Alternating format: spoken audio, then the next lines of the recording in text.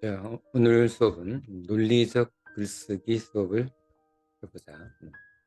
논리적 글쓰기 하면 일반적 글쓰기라는 와는 좀 달리 그 내용을 논증해야 돼. 자신의 생각을 증명해서 원하는 문제에 대한, 원하는 어떤 주제에 대한 자신의 생각을 논증하는 그런 과정이 이제 논리적 글쓰기가 되겠다. 논리적 글쓰기 하는 방법은 여러 가지 방식이 있는데, 우선 비교를 하고 추론을 해서 논리적 자신의 생각을 논리적으로 논증하는 그런 방법이 되겠다. 첫 번째 비교와 추론 방식으로 어떻게 자신의 생각을 논증할지 공부해 보도록 하자. 대표 예시문으로는 뭐 여러 가지가 있겠지만, 철학적 주제를 가진 철학적 저서도 좋겠지만, 실질적인 여러분들이 선생님한테 철학을 배우고 글쓰기를 배워서 조금 실질적 도움이 되는 그런 측면에서 실제로 시험에 나온 한양대 수시 논술 시험 문제를 가지고 이제 논리적 글쓰기 수업 비교와 추론에 대해서 공부해보자. 그러니까 비교와 추론 방법을 통해서 자신의 생각을 어떻게 논증할지에 대한 연습이 되겠지. 자, 일단 문제를 한번 보자. 어떤 문제가 한양대에서 논술 시험으로 나오는지.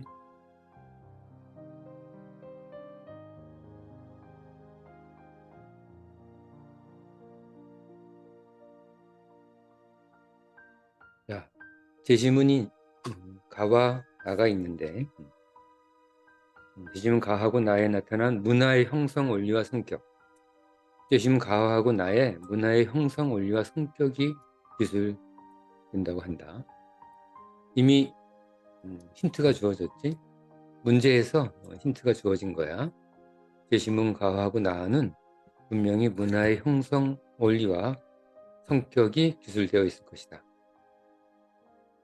그러니까 제시문 가와 나를 읽기 전에 문제를 확실히 파악해야 되겠지. 그리고 이 이제 형성 원리, 이제 가와 나가 두 가지 형성 원리가 나올 텐데, 이를 토대로 하여서 다의 예시가 나온다는 거야. AP 두 가지 AP 예시가 나오는데, 그 의미를 각각 추론하시오. 자, 우리 비교와 추론 글쓰기 연습이 되겠다. 다의 사례 A와 사례 B가 나오는데, 그게 이 문화 형성 원리, 가의 형성 원리가 있겠고 나의 형성 원리가 있을 텐데, 그 원리가 제시문 사례 A는 어떤 문화 형성 원리에 해당하고, 제시문 다의 B 사례는 가와 나의 문화 형성 원리와 성격 중 어디에 해당하는지 추론하면 되는 거야. 어렵지 않지? 내용은 1200자로 써야 된다. 1200자. A4 용지 가득 채워야 되겠지? 자, 내용을 한번, 제시문을 한번 보도록 하자.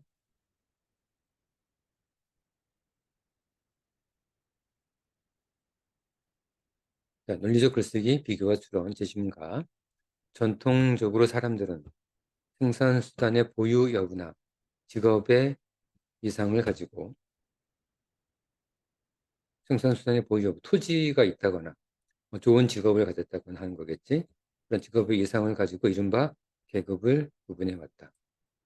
계급이란 단어가 나온다. 생산수단의 보유, 토지 같은 거야. 직업, 좋은 직업. 하지만 그 한 사람의 계급적 위치를 판단하기 위해서는 이러한 경제적 측면뿐만 아니라 생활 양식이나 소비 패턴과 같은 요인, 이 결국 문화적 요인이 되겠지. 고려되어야 한다는 주장이 폭넓게 제기되었다. 개인은 물질적 문화, 직업 같은 요인뿐만 아니라 공동체에서 누리는 취향이나 여가 활동을 개발함으로써 자신의 계급적 지위를 드러내게 되었다는 것이다. 이런 자신의 계급적 지위를 드러내기 위해서 뭘 한다고? 여러 가지 취향이나 여가 활동을 한다는 거야. 이게 나중에 이제 문화로 발전하게 되겠지. 자신의 계급을 나타내는 문화. 최근에는 개인이 자신의 지위 상승을 위해 경제적, 사회적, 문화적 자본을 어떻게 활용하는지를 연구하는 흐름이 강력하게 나타나기에 이르렀다. 여기에 자본이란 특권을 획득하기 위한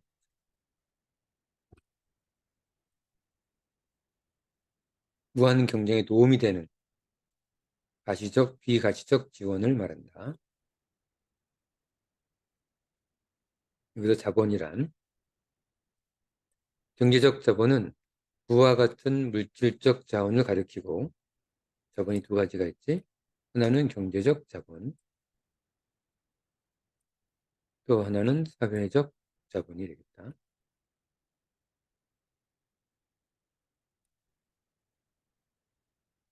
사회적 자본은 인적 네트워크 같은 상징 가치들을 포괄적으로 함의한다. 어떤 계급의 사람들은 자신의 지위를 높이기 위해 특정 지역에 살거나 지금도 그렇지 자신만의 배타적 인맥을 형성하는데 이러한 과정을 통해 구성된 것들이 바로 사회적 자본이다. 소위 상류계층 뭐 이런 것들이지.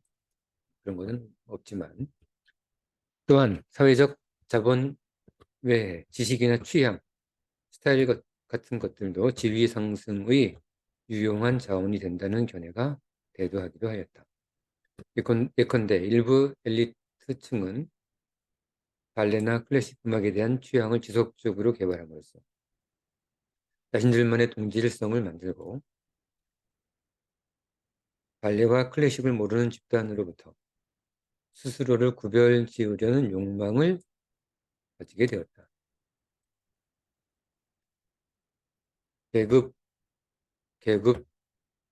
구별 욕망.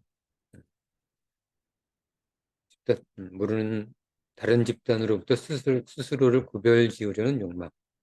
이러한 문화적 자본은 상이한 조건 아래에서 개인들이 사회화되는 과정을 통해 획득하는 기본적 생활 양식이라고 하겠다. 결국 문화가 되겠지, 기본적 생활 양식. 유사한 조건에 있는 개인들은 비슷한 생활 양식을 공유하게 될 가능성이 높으며 이는 결과적으로 동일한 사회 계층에 속한 사람들로 하여금 다른 계층과는 구별되는 독특한 사회 문화를 형성하도록 만들었다. 문화를 만들게 되는 거야. 다른 계층과 구분되는 집단별로 발달한 독자적인 문화적 자본이 계급별로이지. 계급별로 발달한 독자적 문화적 자본이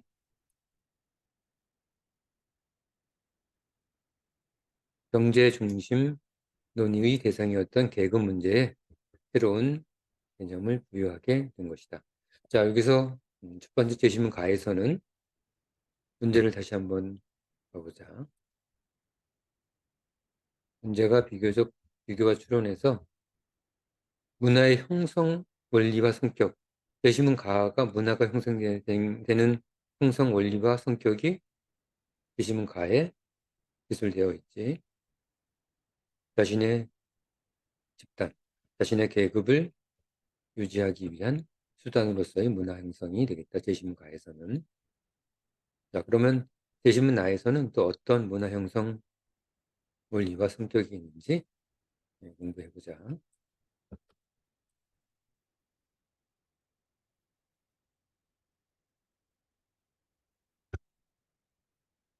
손으로 음식을 먹는 인도인, 부르카를 입는 이슬람 여성, 물보다 차를 마시는 중국인, 포옹으로 인사하는 미국인 등을 통해 색다른 생활 양식을 만나며 우리는 신선한 매력과 함께 낯선 당혹감을 느끼게 된다.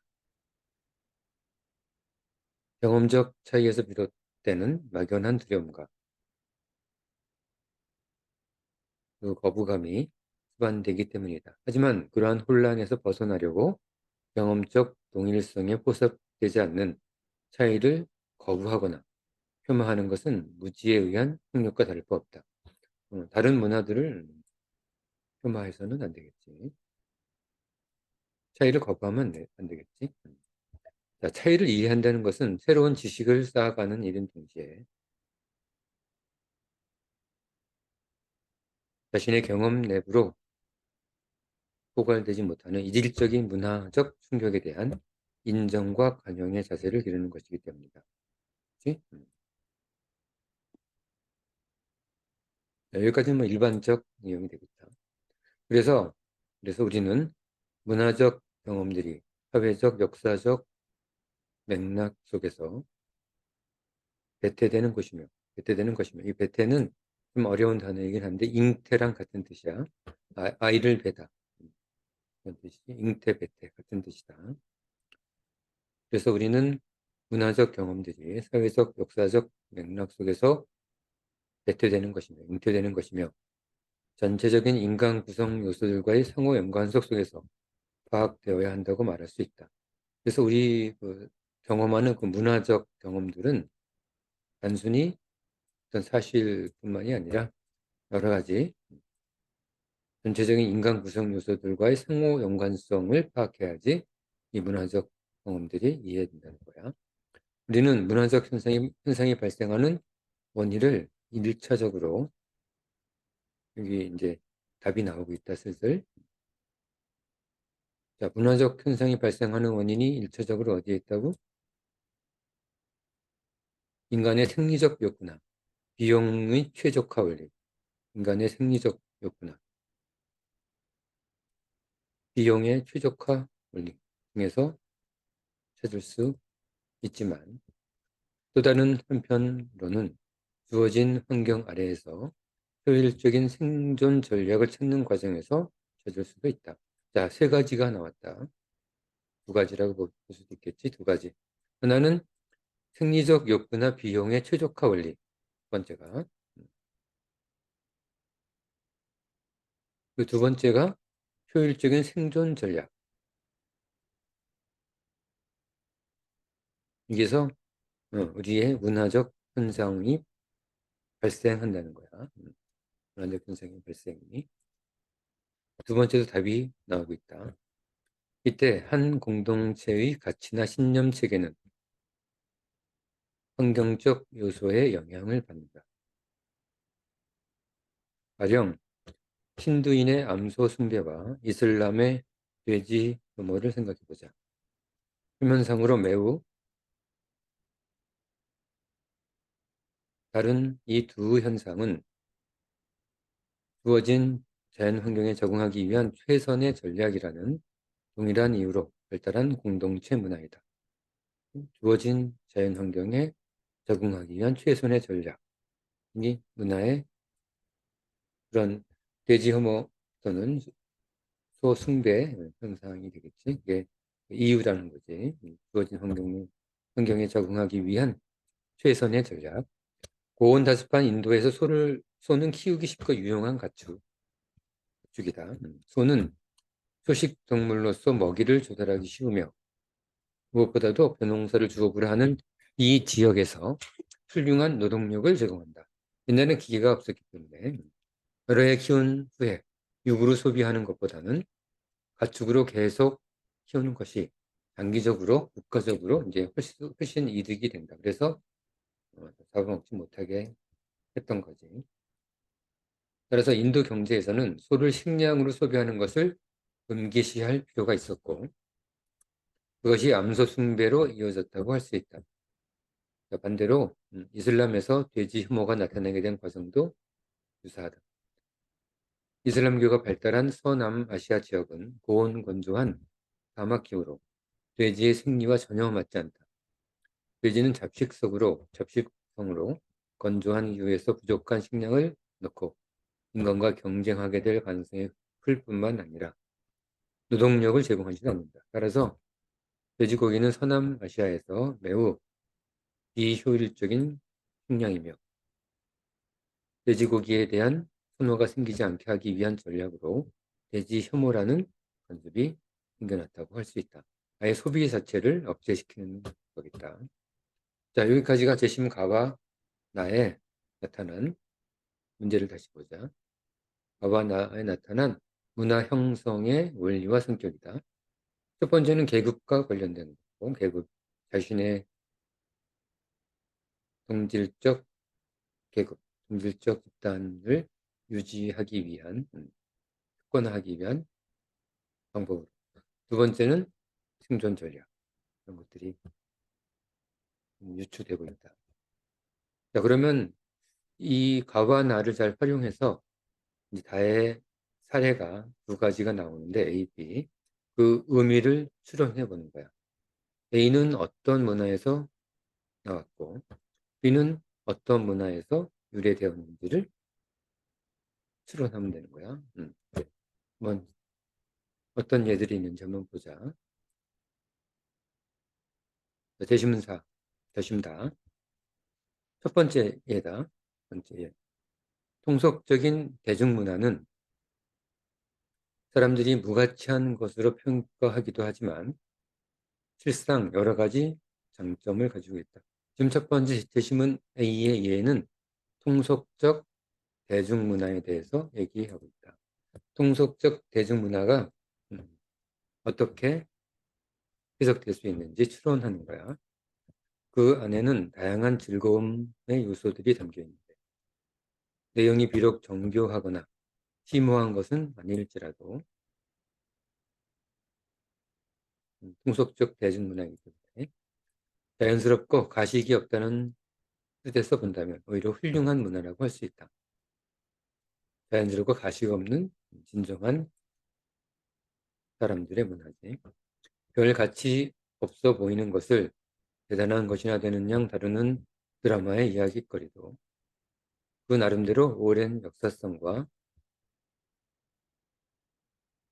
폭넓은 저변을 가지고 있다. 어쩌면 그것들은 다른 전통적인 것과 마찬가지로 인생사의 본질적인 것을 표현하는 양식일지도 모른다. 그래서 인위적인 힘을 동원하여 이를 약화시키거나 없애려 하게 되면 통속적 대중문화를 억압한다면 사람들은 생활을 통해 얻은 구체적 지혜 혹은 건전한 오락을 건전한 오락을 통해 어렵게 발전시킨 예술적 자산에 커다란 손실을 입게 될 것이다. 자, 통속적 대중문화가 문화의 어떤 면에서 유래되었는지를 추론하면 됩니다.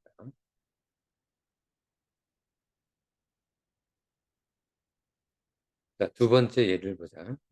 할 수 있겠지. 혹시 언뜻 떠오르지 않는다면 생각해 보는 거야. 선생님이 답을 얘기하지 않는. 답을 얘기하면 재미없잖아. 그치? 자, 제시문 B, 두 번째 예가 되겠다. 두 번째는 청바지의 예다.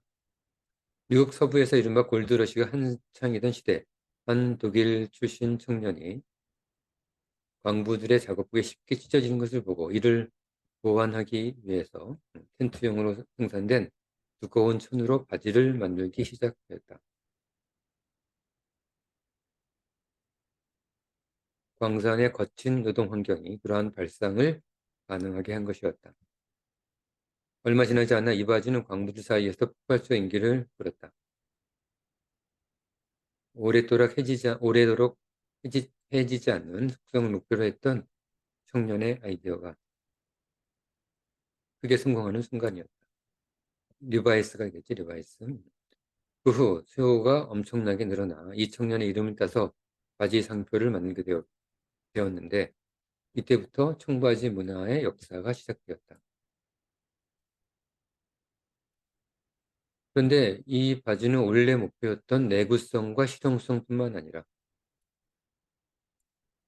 자, 이거 내구성과 실용성, 지난 재심은 나에 나왔던 그런 이야기지. 거기에서 시작되었는데 나중에는 자신의 멋과 개성을 드러내는 차원으로 그 구매와 활용의 성격이 확장되기 시작하였다. 처음에 그랬다가 나중에는 어떤 젊음을 나타내는 자신만의 계급 특성이 드러나기 시작한 거야. 저소득층의 전매 특화였던 그런 것들이 전 계층을 아우르는 새로운 계급이 탄생한 거지. 뭐 돈으로 나뉘는 계급, 지위로 나뉘는 계급이 아니라 활동적인 인간, 활동적인 사람들의 계급이 등장하게 됩니다. 저소득층의 전매 특화였던 것이 전 계층을 아우르는 보편적인 소비자가 된 것이다. 나아가 갖가지 장신구를 달거나 손을 덧대고 찢어서 자연스러운 멋을 내는 등 개성적 취향을 충족하는 다양한 청바지가 청바지 문화가 되겠다. 그치? 청바지가 새로운 인기를 얻게 되었다. 자, 이게 재심은 다의 두 번째 이해가 되는 거야. 다시 한번 문제로 돌아가 볼까? 재심은 다와 나에 나타난 문화의 형성 원리와 성격을 기술하고, 우리 파악했지? 이를 토대로 하여서 재심은 다의 사례, A 사례, 대중적 통속 문화, 그리고 B 청바지지. 청바지가 어떤 문화적 원리와 성격을 가지고 있는지를 기술하면 되는 거야. 어디서 유래했는지, 이게 추론이지. 어디서 유래했는지를 논증하면 되는 거다. 추론이지. 이게 추론. 자, 여기까지가 한양대 1200자니까 예를 들면 재심은 가와 나에 나타난 문화 형성의 원리, 성격을 각 300자씩 작성하면 되겠고, 이를 토대로 재심은 사례 A의 300자, 이 사례의 의미를 추론하는 데 300자씩 할당하면 이렇게 답안을 디자인해서 답안지를 제출하면 한양대 시험에 합격하겠지. 자, 오늘 수업은 이 논리적 글쓰기 수업 첫 번째 시간으로 비교와 추론을 통한 자신의 주장을 피력하는 방법에 대해서 공부해봤다. 예시문이 한양대 논술 시험 예시문을 공부했으니까 여러 가지 관점으로 잘 활용해서 자신의 논리적 글쓰기, 비교와 추론 방식의 논리적 글쓰기 수업에 참고하기 바란다.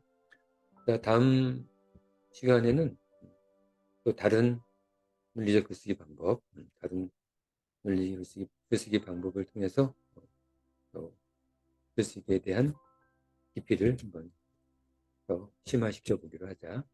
자, 오늘 수업은